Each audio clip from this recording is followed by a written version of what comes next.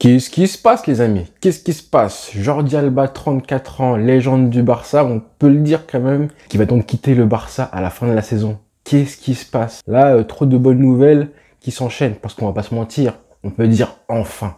Enfin, après 11 ans au club, 11 ans, pas mal de belles choses quand même, 27 buts, 99 passes décisives, 18 trophées, une Ligue des Champions 2015. C'est, je pense, avec du recul, même si aujourd'hui on est tellement un petit peu déçu de ce qui s'est passé les dernières années, on doit quand même le dire, c'est une légende du Barça. Je pense que dans les mois et les années qui vont suivre, on va un petit peu lui pardonner ce qui s'est passé parce que voilà, ça a été quand même un déclin très prononcé.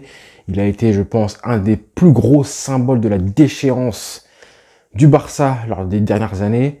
On se rappelle évidemment des souvenirs. Il va laisser des souvenirs qui font mal au Barça avec ce qui s'est passé lors de la mi-temps face à Liverpool à Anfield. Forcément, c'est une image très forte. On le voit qui pleurait à la mi-temps alors qu'il y avait seulement 1-0. Certes, il a été le fautif. C'était le fautif numéro 1 sur l'ouverture du score de Liverpool et ça a condamné le Barça ensuite parce que jamais de la vie. Encore aujourd'hui, je pense que ce match-là, le Barça l'a perdu 4-0.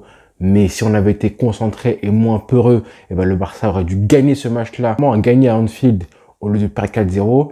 Et Alba, malheureusement, il a été un des principaux fautifs de l'équipe, faut le dire. On a vu son niveau décliner d'année en année, malheureusement aussi. Et puis, il y a souvent un refrain qui revenait souvent, c'est que ce joueur existait grâce à Messi. Cette espèce de lien qu'il avait avec Messi, qui a été un lien, une relation incroyable sur le terrain comme en dehors. C'est un petit peu ça qui l'a maintenu, qui lui a donné un buzz. Ça lui a donné du buzz et une légitimité comme titulaire indiscutable parce que ce mec-là, avec une relation avec Messi, le Barça en a profité. On en a profité parce qu'il y a eu des choses incroyables sur le terrain. Cette espèce de connexion. Rappelez-vous évidemment du but lors du Classico 2017. Rappelez-vous un petit peu, et je pense que ça a commencé quand Alves est parti du coup. On se rappelle tous évidemment du lien incroyable que Alves et Messi avaient entre 2008 et 2016 quand Alves est parti. Il manquait un latéral avec qui Messi puisse combiner comme ça de plus en plus. Et dès que Alves est parti, là on a vu vraiment que ça commence à prendre de l'ampleur une fois en 2017 et encore plus en 2018-2019 où là vraiment ils échangeaient n'importe quoi, toutes les passes. On voyait Messi faire des grandes transversales en direction d'Alba. Alba qui déboulait comme une locomotive.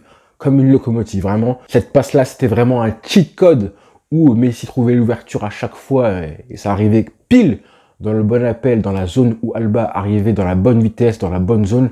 Et puis dans le sens inverse, c'est évidemment les passes décisives en retrait d'Alba pour Messi. Ça marchait à chaque fois, même si l'adversaire le savait, il savait très bien que ça allait arriver. Et pourtant, on en a abusé des dizaines de fois. Et ça fonctionnait presque à chaque fois. Et à la fin, c'était même un petit peu dérangeant parce que on sentait qu'Alba, on abusait alors que des fois, il y avait des meilleures solutions comme Suarez dans l'axe. Donc il y a beaucoup de personnes, on va pas se mentir, qui étaient pressées qu'Alba parte. Moi, le premier. Il y en a beaucoup aussi qui disent que il aurait dû partir depuis 4-5 ans. Je suis pas forcément d'accord parce que le traumatisme de 2019, je vois pas un joueur qui puisse partir juste après. Il faut pas oublier qu'il a prolongé son contrat seulement, je crois, c'était à la fin 2018. Rappelons quand même que ça a été l'une des pires opérations de Bartomeu.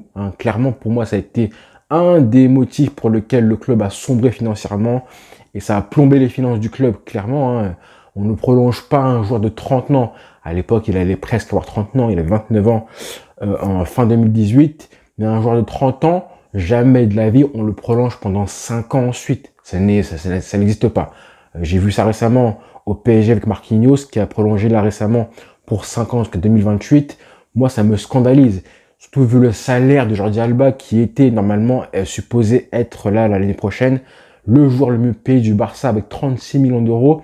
Apparemment, la presse dit qu'il va abandonner la moitié de son salaire. Ce serait une très belle chose. Et on va dire qu'on va à moitié le pardonner, vu qu'il laisse la moitié de son salaire. On va à moitié le pardonner parce que ça fera du bien, j'espère. Là, avec tout ce qui se passe, le club a intérêt à avoir une masse salariale intéressante pour ramener des joueurs. Et j'espère ramener Messi, même si là, j'ai envie de vous dire que là, ça fait pas mal de choses qui penchent vers un départ de Messi vers l'Arabie Saoudite. On peut voir les choses de façon différente. Le club qui dégage pas mal de masse salariale et qui va pouvoir maintenant, je pense, concrètement ramener Messi. Mais d'un côté, tu vois que et Busquets et Jordi Alba rejoignent du coup, vont partir du club et sûrement rejoindre l'Arabie Saoudite, bah là, ça fait un coussin, un matelas pour que Messi aille dans un confort relatif, du coup, en Arabie Saoudite, rejoindre ses potes.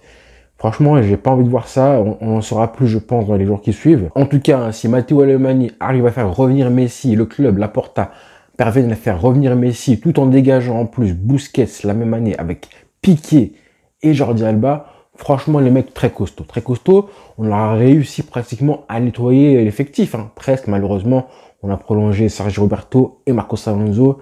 Ça devrait arriver. Hein. Je pense que la Liga va donner son feu vert. Et j'espère qu'elle va donner son feu vert avant que Messi décide de partir, pour montrer que si jamais Messi rejoint l'Arabie Saoudite, eh ben le club n'est pas responsable, que Messi n'est pas responsable, parce que en gros c'est de la faute du papa de Messi qui veut de l'argent. J'ai pas envie de voir ça parce que c'est malheureusement ce que je vois arriver gros comme une maison. On n'en est pas encore là. En tout cas, je disais que il y en a beaucoup qui voulaient que Jordi Alba parte depuis 2018-19. C'était pas possible. En soi, vu qu'il a prolongé fin 2018. 2019, il y a eu Anfield, donc malheureusement, il est resté. En 2020, écoutez, là, il y a eu le 8-2, et je pense qu'il y avait une bonne fenêtre pour le faire partir à ce moment-là, même si Messi, à l'époque, du coup, lui aussi voulait partir, et Jordi Alba, il était clairement en train de profiter de l'argent, tel un mercenaire du club, donc je le voyais pas forcément partir, mais là, quand Koeman est arrivé, je pense qu'il y avait une fenêtre pour le faire partir. Malheureusement, c'était le Covid, c'était un peu compliqué, et 2021, je pense que là, par contre, c'était pas possible, parce que voilà, Messi partait et que lui voulait rester. C'était un peu compliqué. Par contre, 2022, là, j'aurais bien aimé aussi qu'il parte. Donc, les deux fenêtres où il aurait dû partir, pour moi, c'était 2020 et 2022. Mais clairement, là, 2023, c'est vraiment une très bonne chose qu'il parte. Parce que, après, c'était un petit peu prévisible. Vu la saison qu'il a passée, les critiques qu'il a reçues. Et rappelez-vous, hein, il sait qu'il est critiqué. Rappelez-vous, par exemple, il y a un an de ça, quand il a marqué son but face à l'Atlético Madrid, le jour où Alves avait marqué aussi. Rappelez-vous ce but qu'il a marqué. On l'avait vu au Camp Nou mettre la main sur sa bouche et dire à chute à tout le monde. C'était un joueur qui savait qu'il était critiqué et pourtant il s'en foutait, il mangeait de l'argent et il était bien, même en tant que doublure. Là, vraiment, cette saison, c'était un peu trop parce qu'il ne jouait absolument plus. Hier, par exemple, il n'a pas joué une minute face à Valladolid. C'est Marcos Alonso et Baldé qui ont joué. Marcos Alonso est passé devant lui en tant que doublure de Baldé. Là, il était un peu condamné, il n'allait pas jouer du tout. En tout cas, j'espère qu'il y aura un bel hommage pour Jordi Alba parce que quand je dis légende du club, c'est quand même, voilà, il a gagné la Ligue des Champions, il a un palmarès énorme, il a été acteur majeur, acteur en tout cas titulaire indiscutable, quand le Barça a gagné pas mal de trophées. Hein. Ne prenez pas l'exemple de Sergio Roberto qui lui aussi a le même palmarès, mais qui a été un joueur insignifiant du début à la fin de sa carrière. C'est pas la même chose. Le joueur, quand il arrive en 2012, il remplace Abidal et il a très bien fait ensuite. Il a eu un prime incroyable quand même. Il a eu des périodes à Barcelone où il a été vraiment un très très bon joueur. Même dès son arrivée, rappelez-vous évidemment ce but face au Milan AC lors de la remontada en 2013. Il a fait partie évidemment de la génération 2015 où on a tout gagné, le triplé évidemment. Donc il a contribué à sa manière, hein. Faut dire la vérité. Il a été bon aussi avec Messi, cette relation qu'on a eue. Il a permis aussi de un petit peu évacuer le départ de Neymar. Faut pas oublier que quand Neymar part côté gauche en 2017 et qu'il laisse le côté gauche à Alba, Alba quand même, je pense qu'il a fait le travail pour remplacer et contribuer à ce que l'animation côté gauche soit assez bonne à ce niveau-là. Mais là, c'est vrai que je parle d'événements qui ont eu lieu il y a près d'une demi-décennie de ça. Et après ça, on a ce caractère qui est dérangeant aussi.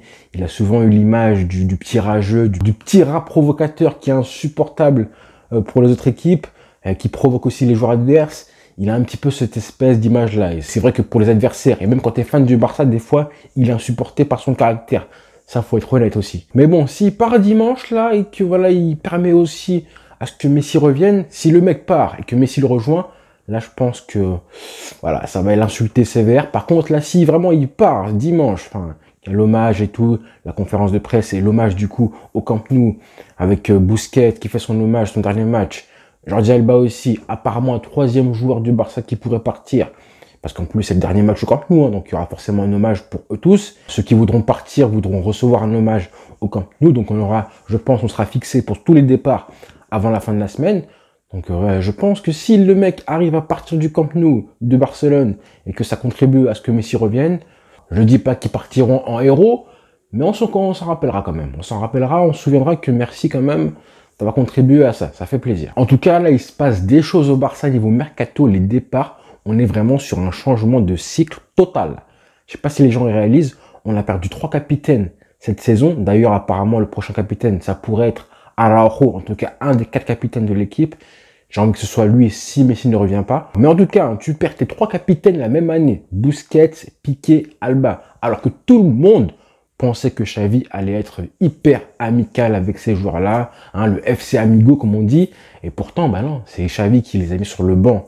Bah, 2 des 3, en tout cas, Busquets, il le voulait, mais son contrat se terminait. Sportivement, c'était vraiment les deux plus largués. Hein. Alba et Busquets, il fallait impérativement les mettre sur le banc définitivement. Busquets, tu pouvais pas parce qu'il n'y a pas de doublure en plus. Apparemment, un autre joueur veut partir. Là, apparemment, ça parle de Koundé qui pourrait partir pour 80 millions d'euros, etc. Bah, franchement, le ménage qui est fait. Enfin, le Barça arrive à vendre des joueurs chers. Apparemment, on n'en est pas encore là. Et aussi à dégager ces cadres vieillissants, enfin tous d'un coup. Merci Alemany, merci Xavi. Affaire à suivre, hein, mais moi je suis pas encore tranquille. Moi je veux vraiment que Messi revienne. Donc je suis pas encore tranquille à 100%. Mais bon, à la suite au prochain épisode. Bonne journée à tous.